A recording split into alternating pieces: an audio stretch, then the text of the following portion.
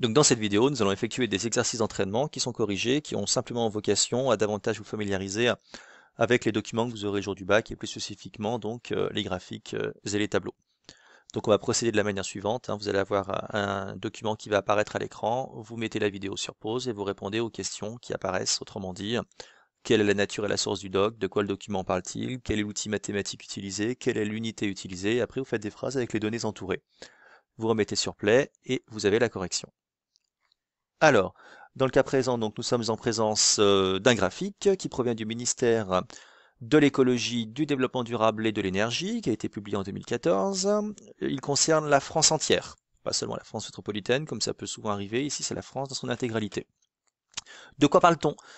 Alors, nous parlons donc de l'emploi environnemental. Donc, autrement dit, si l'on regarde bien la légende sous le graphique, c'est tout l'emploi dans les éco-activités. C'est important de regarder ce qu'il y a autour du document. Si on vous met des choses, c'est pas par plaisir, c'est pas pour vous embêter, pour faire perdre du temps à lire, c'est parce qu'il y a un intérêt. Donc, pensez toujours à regarder ce qu'il y a autour du doc. Donc, en fait, on a l'emploi dans l'environnement environnemental, donc dans les éco-activités, et on a l'emploi intérieur total. Au niveau de l'outil mathématique utilisé, donc dans le titre, on a le mot évolution.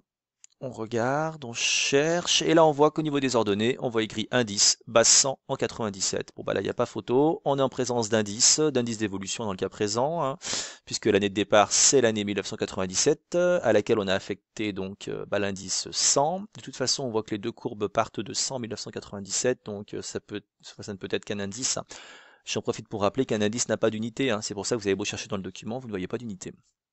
Bon, c'est tout bête, hein. Si l'indice d'arrivée est supérieur à 100, ça veut dire qu'on est en présence d'une augmentation. Si l'indice d'arrivée est inférieur à 100, ça veut dire qu'on est en présence d'une diminution. Bon, bah, si c'est 100, ça veut dire que ça n'a pas bougé, ça a stagné, tout simplement. Alors, si on commence par formuler une phrase, par exemple, avec l'année 2005, avec l'emploi environnemental. Donc, eh bien, on commence toujours par l'année de base. Donc, entre 1997 et 2005, en France, l'emploi environnemental a augmenté de 25%. Tout simplement. 25%. Pourquoi? 125 moins 100 égale 25. Si on fait une phrase toujours avec l'emploi environnemental, mais cette fois-ci en 2012, on commence toujours par l'année de base. Donc entre 97 et 2012, en France, l'emploi environnemental a augmenté d'environ 65%. 64-65%. On a fait 164 moins 100, on a trouvé 64 qui était un nombre positif, donc on en a déduit que c'était une augmentation. Et si l'on prend l'emploi intérieur total, donc en 2012, alors on commence toujours par évidemment l'année de base, donc entre 97 et 2012 en France, l'emploi intérieur total a augmenté de 13-14%. On a fait 113, 114 moins 100. Alors après, parce que bon là c'est pas trop compliqué, ce qu'il faut juste le jour du bac, c'est éviter de dire n'importe quoi, par exemple en disant que en 2012 il y avait plus d'emplois environnementaux que d'emplois intérieurs total. Non, c'est débile. Dans le cas présent, on a des indices, ça veut dire qu'en fait on a des vitesses, on va comparer des vitesses, on a des variations simplement. Ce qu'on peut juste dire, c'est que l'emploi environnemental a progressé plus rapidement que l'emploi intérieur total. C'est tout. De toute façon, enfin, faut juste réfléchir à l'emploi intérieur total. Enfin, il y a plus d'emplois globalement en France que d'emplois qualifiés d'emplois environnementaux. C'est juste de la logique. Donc c'est pour ça que vous avez des indices, vous comparez des variations, vous comparez des vitesses. Le fait qu'une courbe soit au-dessus de l'autre, ça ne veut pas dire en fait que l'emploi environnemental est plus élevé que l'emploi intérieur total. Non, non, ça veut juste dire que ça a progressé plus rapidement. Il y a eu plus d'emplois dans l'environnement, enfin éco-activités, qui ont été créées que dans l'emploi total intérieur. C'est tout. Alors, document suivant. Ok, donc ici on est en présence d'un tableau à double entrée qui provient donc de l'Observatoire des inégalités, hein. Alors 2014, on ne sait pas trop si c'est la date de publication, si c'est l'année des données. Bon, on va faire avec, hein, on dira 2014 par défaut. Donc on a la répartition des hommes en couple en fonction de leur groupe social et celui de leur conjoint. Donc en gros, on va avoir en ligne le groupe social de l'homme et en colonne le groupe social de la femme, sachant que c'est sa conjointe, bien évidemment. Ok? Ça concerne la France, de toute façon, Observatoire des inégalités, donc c'est la France. On nous prévient qu'il peut y avoir des petits arrondis, bon bah ça c'est pas gravissime. Dernière colonne, alors cette dernière colonne est super importante, je vous le dirai dans quelques dizaines de secondes. Donc, essayons de trouver l'outil mathématique utilisé.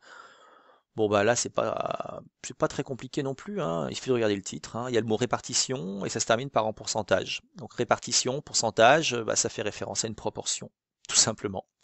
C'est une proportion, les données sont en pourcentage.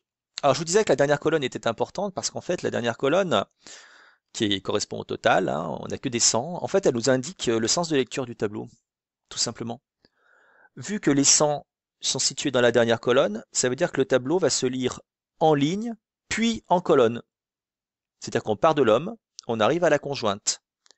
Si les 100 avaient été situés dernière ligne du tableau, sous la ligne ouvrier, oui, imaginez une ligne sous la ligne ouvrier si on avait eu total, avec des 100 de partout, bah là ça voudrait dire que le sens de lecture serait inversé. On commencerait par d'abord lire l'intitulé de la colonne et après ligne. Autrement dit, on commencerait par la femme et après on terminerait par le conjoint.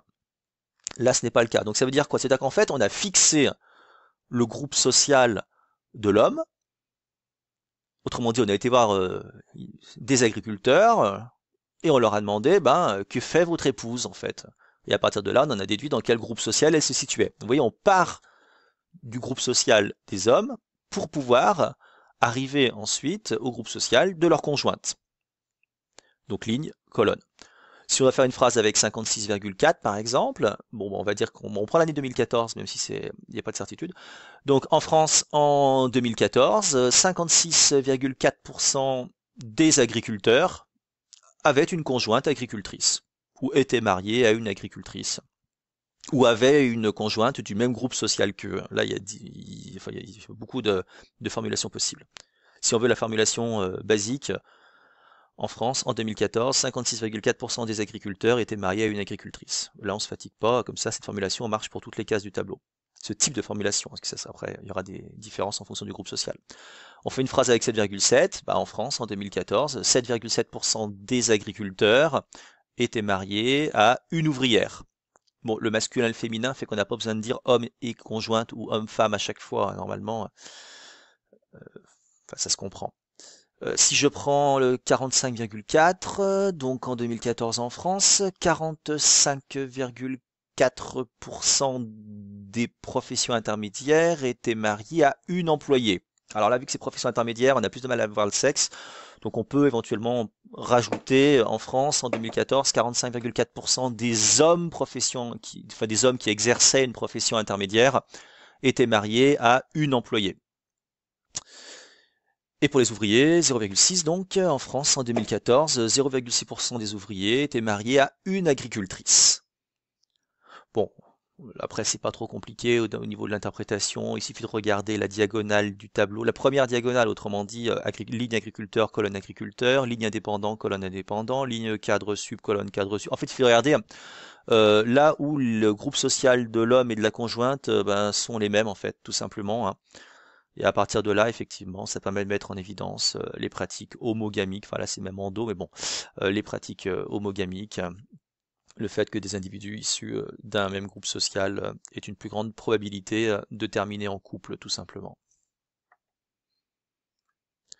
Alors, document suivant, donc là nous sommes en présence d'un tableau qui provient donc du PNUD dans son rapport sur le développement humain, publié en 2010. Ça concerne alors les PED, des PED, donc des pays en développement, ainsi que des pays émergents. Donc on a quelques indicateurs économiques. Bon, ça ne nous aide pas beaucoup. Donc il faut qu'on rentre dans le tableau. Alors, donc on va avoir croissance annuelle moyenne du PIB par habitant et exportation de biens et services. Ah, ça c'est intéressant. Donc ça c'est important.